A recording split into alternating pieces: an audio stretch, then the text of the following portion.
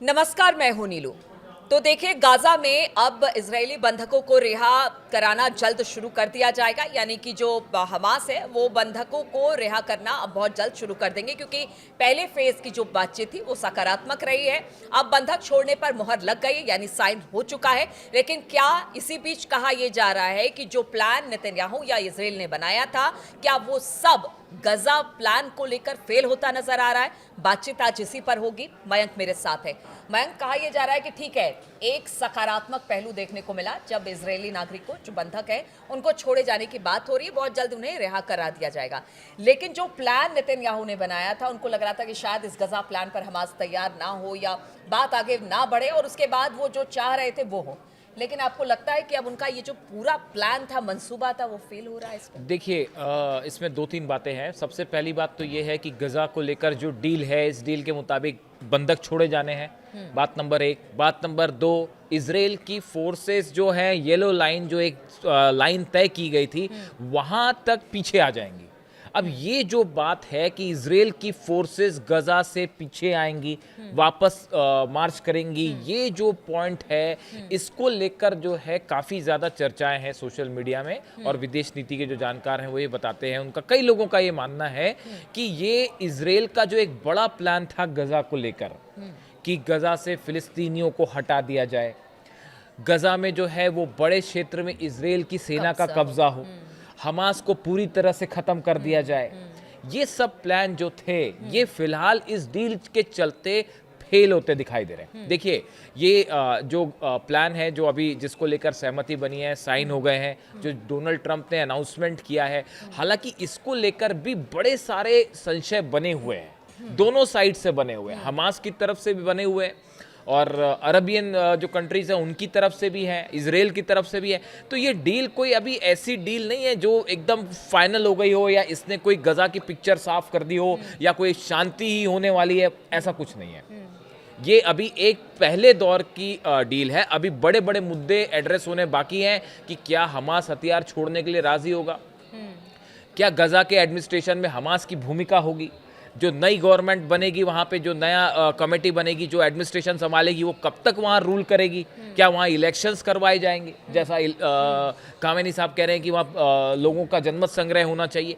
तो ये बड़े सारे सवाल हैं जो अभी जिनका कोई जवाब नहीं है, और जब तक ये फाइनल नहीं होते आप गजा की किसी डील को फाइनल नहीं मान सकते। इसको इस तरीके से तो सकारात्मक तरीके से देखे कि देखिए, जिनके लोग बंधक हैं, देखिए, हाँ, और जिनको लेकर इजराइल लगातार कहता रहा, या फिर इजराइल ने जो गजा की हालत बना दी वो उन्हीं बंधकों को छुड़ाने का नतीजा थी। हाँ, तो वो एक अच्छी बात है कि चलिए ठीक है, वहां से एक अब जो बंधक है रिहा होंगे, और गजा में जो शांति होगी उससे वहां के लोगों को थोड़ी सी देखिए, अगर आप मेरा पॉइंट ऑफ व्यू जाने, मेरी जो व्यक्तिगत राय वो ये है कि इस डील से फिलहाल फौरी तौर पे जो सबसे बड़ा फायदा होगा वो फायदा होगा फिलिस्तीनी लोगों का, गजा के रहने वाले उन हजारों लोगों का, लाखों लोगों का, जिनको अब खाना पहुंच पाएगा, जिनको पानी पहुंच पाएगा। लाखों बच्चे इस समय वहां पे, हजारों बच्चे ऐसे हैं जिनके पास खाने पीने को कुछ नहीं है, उनको सबसे पहले खाना चाहिए। देखिए, कूटनीति होती रहेगी अपनी जगह, लेकिन फिलहाल जो है उनकी मदद सबसे जरूरी है। और ये जो डील का पहला हिस्सा है, इसके मुताबिक उनके लिए एड जाना शुरू हो जाएगी। 5 क्रॉसिंग्स जो है वो खोल दी जाएगी एड के लिए, जो इजराइल ने अभी ब्लॉक कर रखी है। वो 5 रास्ते से खाना पानी जो है वो अंदर जाने लगेगा, दवाइयां अंदर जाने लगेंगी, जिसकी गजा को बेहद जरूरत है। एक इसका जो पॉजिटिव एस्पेक्ट है, देखिए, कोई भी जो चीज होती है इंटरनेशनल रिलेशंस में, तो ऐसा कभी नहीं होता कि वो सिर्फ निगेटिव ही निगेटिव हो या वो पॉजिटिव, उसका आपको बैलेंस अप्रोच रखना पड़ेगा। बात इसे मान सकते हैं, तो अब देखिए, लेकिन इसमें बहुत सारे लेकिन भी हैं, बहुत सारे इफ एंड बट हैं। अब देखिए, अभी ये पहले दौर की बातचीत है, बंधक छोड़ दिए। हमने आपको पिछले वीडियो में बताया था कि नोबेल पीस प्राइज का अनाउंसमेंट होने वाला है, तो बहुत सारे लोगों का कहना है कि उसकी वजह से सब कुछ तेजी से हो रहा है। चलिए ठीक है, जो भी है, डील हुई फर्स्ट फेज की। अब जो बड़ा सवाल इसके बाद है वो ये है कि इजराइल अपनी फोर्सेस पीछे ले आता है, उसके बाद अगर हमास के हथियार छोड़ने को लेकर फिर से डेडलॉक हो गया तो क्या होगा?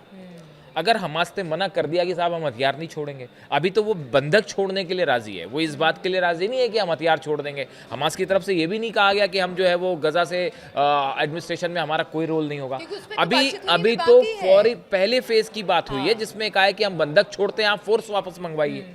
ठीक है, अब ऐसे ऐसे हालात में जो बात कही जा रही है वो ये कि इजराइल की फोर्सेस का वापस आना, हमास का ख़त्म ना होना। देखिए ये डील जब भी होती है तो एक प्रकार से देखिए हमास को लेकर भी इंटरनेशनल लेवल पे काफ़ी चर्चाएं हैं, मतलब उनको एक पक्ष माना गया इस पूरे मामले में।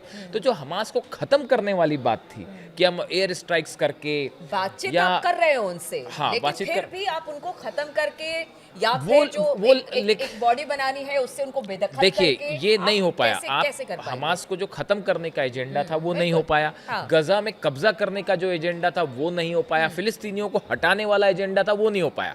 ये तीन चीजें फेल हो रही हैं, बड़े सारे एक्सपर्ट मान रहे हैं। इसलिए उनका कहना ऐसा है कि तो इजराइल का हिडन एजेंडा था वो इसमें सफल नहीं हो पाया। बिल्कुल। और नेतन्याहू ने डोनाल्ड ट्रंप के दबाव के चलते इस डील को साइन किया है, वरना इजराइल तो चाह रहा था कि शायद एक ऑल आउट वॉर खत्म हो पूरा, बिल्कुल, तो हाँ। वो इस मकसद में था। लेकिन आप देखें कि अभी जिस तरह से ये डील हुई इसको लेके एक तो डोनाल्ड ट्रंप ने, देखिए जो बात हमने पहले भी बताई थी, उन्होंने जो अनाउंसमेंट किया, I am very proud to announce that Israel and Hamas have both signed of the first phase of our peace plan, कि पीस प्लान का जो फर्स्ट फेज था उसको साइन कर लिया है, जो उन्होंने कहा। This means all of the hostages will be released very soon, सभी बंधकों को फौरन छोड़ दिया जाएगा, जिसकी बात निकल के आ रही कि शायद मंडे तक छोड़ दिए जाए, मुझे लगता है पहले भी छोड़े जा सकते हैं। तो and Israel will withdraw their troops to an agreed upon line as the first steps toward a strong, durable and everlasting peace. और उसके बाद इजराइल जो है अपनी फोर्स वापस मंगा लेगा। तो अब यहाँ पे एक बात तो साफ है कि ये जो गजा पर कब्जा करने का इस डील के मुताबिक हम चल रहे हैं, आज से 6 महीने बाद क्या होगा कोई नहीं जानता। इसको लेके 6 महीने बाद मयंक हाँ। मतलब ये तो ये भी नहीं कि बंधकों की रिहाई के बाद क्या बंधकों होगा। की रिहाई के बाद ये- क्या ये सिचुएशन भी होगी, बड़ा- ये हाँ। डील अंत तक जा पाएगी नहीं जाएगी, अभी ये सब कुछ तय नहीं है। हम आज की बात कर रहे हैं, आज की डेट में आज जो हालात है वो आपको बता रहे हैं। और कभी-कभी आपको पॉजिटिव सोच के साथ भी आगे देखिए अब इसमें अभी कुल मिला के जो ये है कि अब आगे इस डील का क्या होगा इसका अभी कुछ भी चीज़ें साफ नहीं है, लेकिन अभी जो सिचुएशन है उसमें ये डील बंधक छोड़ने वाली बात है। और इजरायली फोर्सेस का पीछे आना, इजरायली फोर्सेस का पीछे आना ये अपने आप में बड़े सारे जो हार्ड लाइनर हैं इजराइल के, उनके लिए बड़ा झटका है, जो ये चाहते थे कि गजा में एक बफर जोन बन जाए या गजा की बड़ी सारी ज़मीन जो इजरायली फोर्सेस वहाँ रहें। देखिए लेबनान में भी बहुत ज़्यादा ऐसा हो नहीं पाया, अल्टीमेटली इजराइल को अपनी फोर्सेस पीछे खींचनी पड़ी। वैसे ही ये गजा में भी सिचुएशन है, हुती एक अलग चैलेंज बने ही हुए हैं। और अभी एक नई और चीज़ निकल के सामने आई है, इसका हम अलग से वीडियो में चर्चा करेंगे।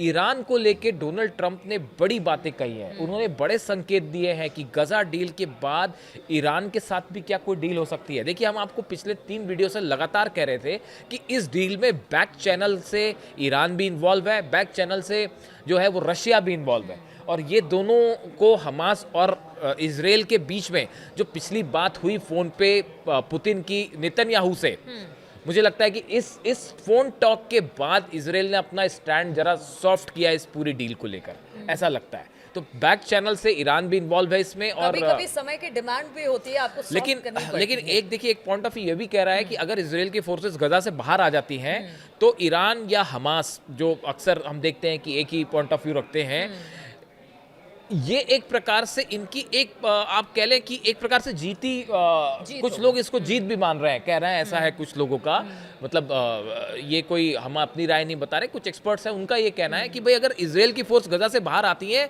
तो ये ईरान की जीत है, ये हमास की जीत है, कि आपने जो कैप्चर करने का प्लान था वो सफल नहीं हो पाया। और अगर डील के बाद जो भी हालात बनेंगे, भाई ऐसा तो है नहीं कि आप हमास के जो लड़ाके हैं उनको आप उन पे हमला करके उन्हें खत्म कर देंगे, ऐसा तो होगा नहीं। डील के बाद उसकी शर्ती सीज फायर है, और सीज फायर हो जाता है और हमास भी बरकरार रहता है, गजा की ज़मीन भी बच जाती है, इंटरनेशनल एड भी जाती है। ये अपने आप में एक अलग फिलिस्तीनी देश बनने की दिशा में अच्छा स्टेप हो सकता है, एक देश के रूप में फिलिस्तीन को मान्यता मिलना बड़ा स्टेप हो सकता है। लेकिन फिर हम कहेंगे। लेकिन इसमें बड़े सारे मुद्दे हैं जिस पे क्लैरिटी होने के लिए अभी इस पे जल्दबाजी हो गई, कहना कि डील सफल हो गई है या डील फेल हो गई है। अभी चीज़ों के परिणाम देखने पड़ेंगे कि इसके रिजल्ट्स क्या होते हैं, आपको वेट करना पड़ेगा थोड़ा। उसके बाद समय के हिसाब से तय होगा कि जो कुछ हो रहा है इसका नतीजा और अंजाम बिल्कुल। तो क्या देखिए, बंधक छोड़े जाने हैं, बंधक बहुत जल्द छूट जाएंगे, लेकिन उसके बाद क्या बाकी जो बिंदुओं पर बातचीत इस वक्त हमास और इजराइल के बीच में चल रही है, क्या उस पर सहमति बन पाएगी?